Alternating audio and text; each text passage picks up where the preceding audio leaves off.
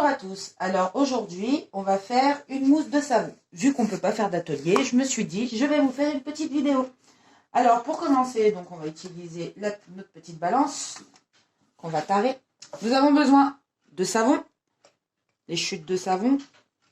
Nous allons en utiliser, personnellement, je vais mettre 50 grammes. Je pense que on va prendre des petits morceaux.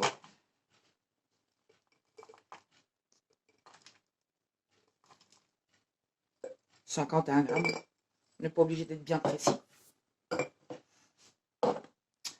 Ensuite, nous y mettons de côté. Nous prenons notre petit bol que nous tarons. Dedans, nous allons mettre 75 grammes d'eau.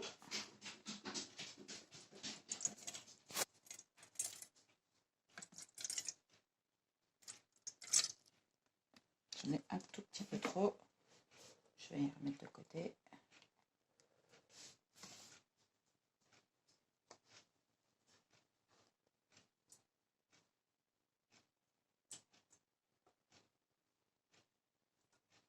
Et voilà. 76. Pas très grave. Une fois qu'on a pesé l'eau, nous allons nous occuper du savon qu'on a pesé juste avant. On va le couper en petits morceaux. Si jamais vous n'avez pas de mixeur pour mixer votre savon, vous prenez votre râpe à fromage et vous le râpez le plus finement possible. Sinon, au niveau de la chauffe, ça va prendre beaucoup plus longtemps. Personnellement, j'ai un moulin à café, donc c'est beaucoup plus pratique. Hop, je mets tout ça dans le moulin à café et je vais le mixer en poudre. Avec un moulin à café, c'est beaucoup plus pratique. Ça fait une poudre assez fine. On va s'en servir, on va la mettre dans une casserole. Vous faites la même avec tout le savon que vous avez pesé juste avant. Là, les morceaux sont pas trop gros, donc je peux tout mettre. Plus ce sera fin, plus ça va fondre beaucoup plus vite et surtout, ça évitera d'utiliser trop longtemps le mixeur. Donc encore, vous voyez. Mixe encore. Et voilà. Nous allons le rajouter avec le reste. De toute façon, ça va finir après dans l'eau. Je remue parce que dedans, vous voyez, il y a plusieurs couleurs, car il y a plusieurs savons. C'est vraiment les chutes de vos savons. Ça vous permet justement de ne pas gaspiller. On va prendre notre bol, là où on a mis l'eau tout à l'heure. Nous allons verser tout notre savon dedans. On remue bien. Et nous allons mettre tout ça au bain-marie. Vu que c'est très fin, vous voyez, c'est limite déjà.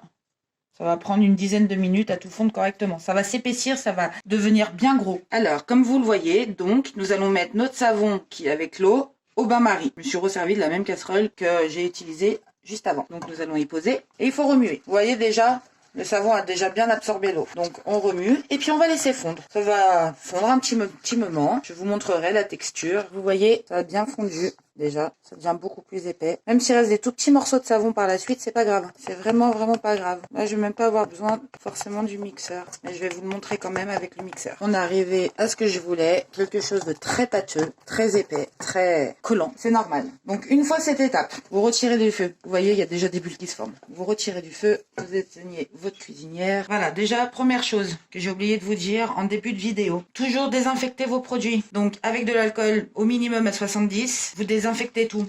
Vos contenants, vos mixeurs, tout. Et le pot de fin. Je vais vous montrer. On va utiliser le mixeur. Donc dessus, j'en ai mis. Hop. Ça va rentrer en contact avec. Donc nous prenons notre mixeur. J'ai pris le vieux de la maison. Sinon, au bout d'un moment, ça les abîme. Et nous allons mixer un tout petit peu. Le fait que moi c'était très fin, ma poudre de savon, j'ai pas besoin de mixer le même pas. Si vous avez des gros catons, vous mixez beaucoup plus. Après, s'il reste des tout petits morceaux, c'est pas grave. Une fois que vous avez fini de mixer, vous allez prendre votre plat, vous allez le remettre sur la balance. On tare. Et là, nous allons prendre la glycérine végétale. Vous la trouvez en magasin bio, Satorise, Biocop, même sur internet vous la trouverez. On va mettre 7,5 grammes. Là, par contre, il faut vraiment être précis. Ensuite, vous pouvez choisir vos huiles. Moi, j'ai pris de l'huile d'olive, il m'en reste un petit peu, et de l'huile de lin. Nous allons compter 7,5 grammes aussi. Vous n'êtes pas obligé de mélanger deux huiles. Vous pouvez en prendre juste une seule. Moi, j'aime bien les vertus de l'huile de noix. 7 grammes et demi. Allons prendre notre petit fouet. J'ai pris le batteur électrique. Pour ceux qui en ont pas, vous pouvez le faire au fouet, mais c'est beaucoup plus long. On le prend. On mélange comme ça avant de le mettre en route, sinon ça va tout jeter. Et là, vous battez. Il faut que ça fasse comme une chantilly. Vous voyez comment ça fait? Un petit peu... C'est normal que ce soit comme ça parce que nous allons le mettre au frigo. Personnellement, je les laisse avec et je les mets au frigo. On se retrouve d'ici une bonne quinzaine de minutes pour continuer la suite. Une fois les 10 minutes passées, 10 minutes, un quart d'heure, voire 20 minutes, il faut que ce soit un peu dur comme ceci. Vous voyez, je sais pas si vous voyez, comme du beurre en fait. On y prend. Une fois qu'on a remis dans le batteur, nous allons mixer. Il faut aller doucement parce que sinon vous allez en mettre de partout. Donc, vous voyez, c'est vraiment doucement.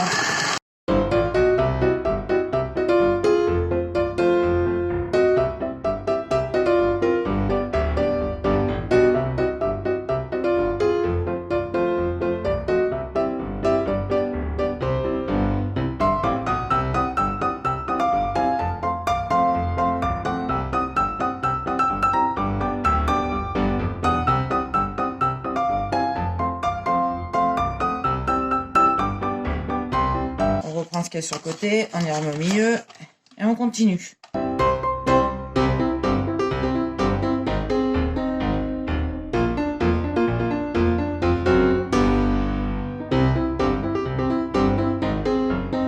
Alors, ensuite, nous allons utiliser du colorant, ce que j'aime bien, et surtout mes enfants, ils aiment bien quand c'est coloré. Donc, si j'avais que du colorant alimentaire, je vais mettre quelques gouttes.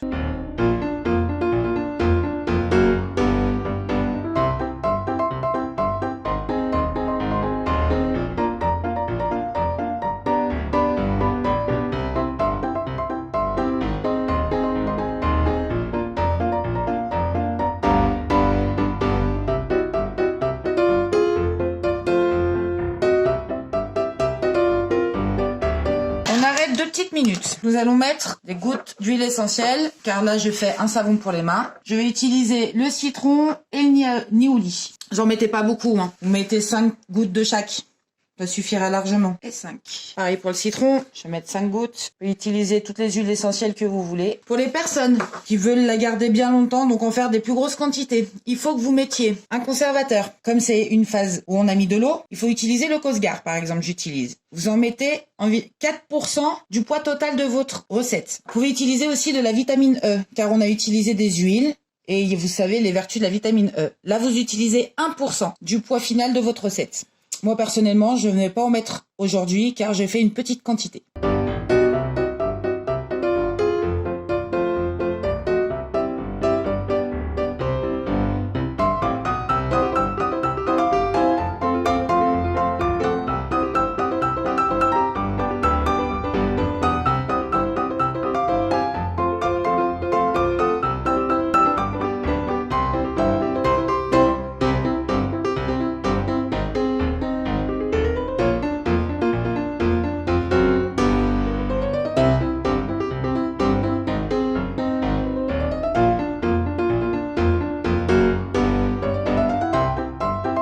Vous voyez, la texture est encore bien épaisse. Alors vous pouvez, il y en a qui aiment bien comme ça, et vous pouvez en faire encore plus mousseuse pour ajouter 2-3 petites gouttes d'huile. Vous pouvez mettre de l'huile d'amande douce.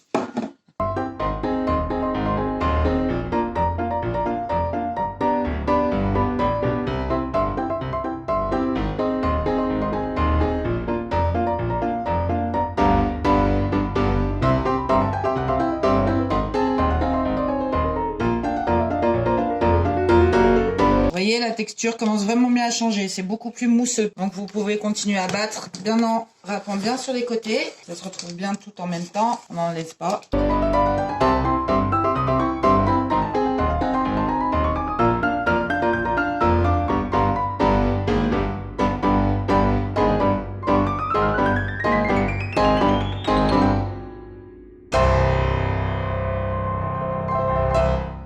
Et voilà!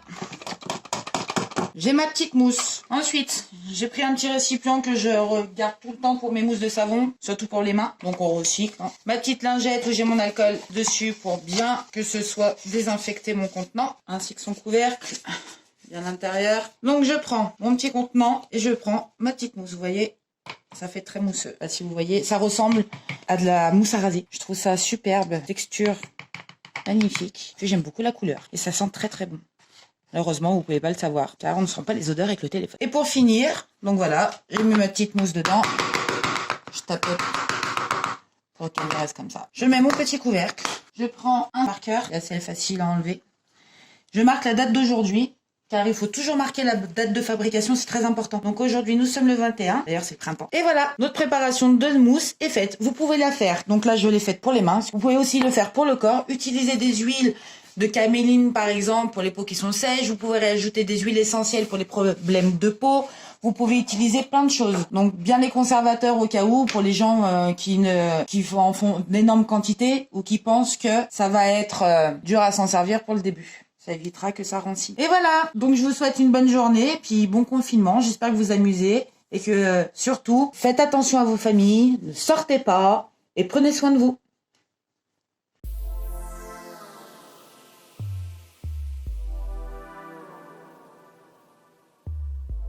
Prenez plaisir à prendre soin de vous.